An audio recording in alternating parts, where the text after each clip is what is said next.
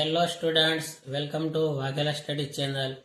આ ચેનલને તમે હજી પણ સબસ્ક્રાઈબ ન કરી તો કરી લેજો, કેમ કે આમાં ધોરણ 10, 11, 12ના સોલ્યુશનો મૂકવાના છે. આજે આપણે ધોરણ 12 કોમર્સ એકાઉન્ટ સબ્જેક્ટનું પેપર બીજાનું સોલ્યુશન લઈએ છીએ.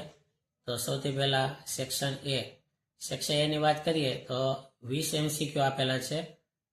પહેલા MCQનો જવાબ આવશે ડી, વેચણી પાત્ર ખોટ. બીજો MCQ, બીજા MCQનો જવાબ આવશે આવક. ત્રીજો MCQ, તેનો જવાબ બી આવશે ભારિત સરેરાશ.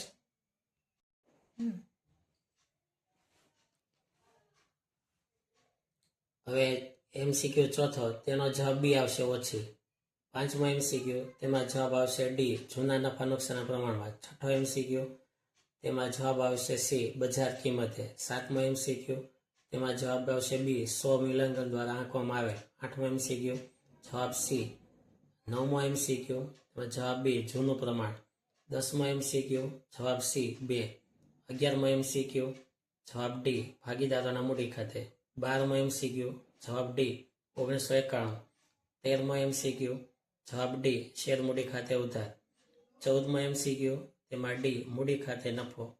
15મો MCQ, તેમાં ડી, લાંબા ગાળાનું વિશ્લેષણ. 16મો MCQ, તેમાં એ 9 લાખ. 17મો MCQ, જવાબ એ સ્ટોક. 18મો MCQ, તેમાં જવાબ બી, તરલતા. 19મો MCQ, જવાબ ડી, પગારનો ખર્ચ. 20મો MCQ, જવાબ ડી, વ્યાજનો ખર્ચ. હવે વિભાગ બીમાં આવી રીતે 10 સવાલ આપેલા છે, 21 થી 30 સુધીના. અને આ 10 સવાલોના એક ગુણના જવાબો આપવાના હોય છે. કુલ 10 ગુણનો આ વિભાગ બી છે. વિભાગ બી આવી રીતે 21 થી 30 સુધીના સવાલો છે. હવે વિભાગ બીનું સોલ્યુશન. સવાલ 21મો, મૂડીકૃત નફો એટલે શું? જવાબ: મૂડીકૃત નફો એટલે અપેક્ષિત વર્તનના દરના આધારે સરેરાશ નફાની મૂડીકૃત કિંમત.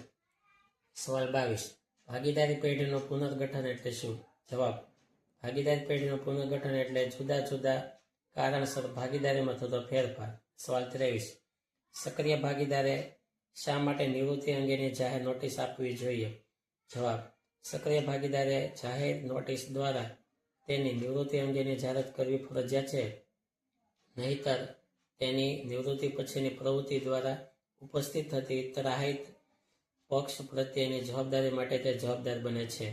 સવાલ 24, ભાગીદારી પેઢીનું વિસર્જન એટલે શું? જવાબ: કાયદાકીય દ્રષ્ટિએ પેઢીનું અસ્તિત્વ કાયમ માટે મટી જાય ત્યારે ભાગીદારી પેઢીનું વિસર્જન થયું કહેવાય. સવાલ 25, પેઢીના વિસર્જન સમયે અગાઉ માંડી વાળેલ ઘાલખાત પરત મળે ત્યારે તેની નોંધ ક્યાં થાય છે? તો જવાબ: તેની નોંધ માલ મિલકત નિકાલ ખાતે જમા થાય છે. હવે સવાલ 26મો, ડિબેન્ચર હોલ્ડર કોને કહેવાય? જવાબ: જે લોકો કંપનીને નાણાં આપી ડિબેન્ચર મેળવે છે અથવા બજારમાંથી ડિબેન્ચર ખરીદે છે તેઓ ડિબેન્ચર હોલ્ડર કહેવાય છે.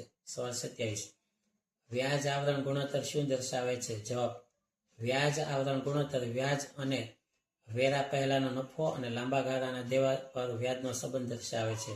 સવાલ 28, સ્ટોકમાં ફેરફાર ઋણ હોય તો તે વેચેલ માલની પડતરમાં ઉમેરાય કે બાદ થાય? તો જવાબ બાદ થાય છે.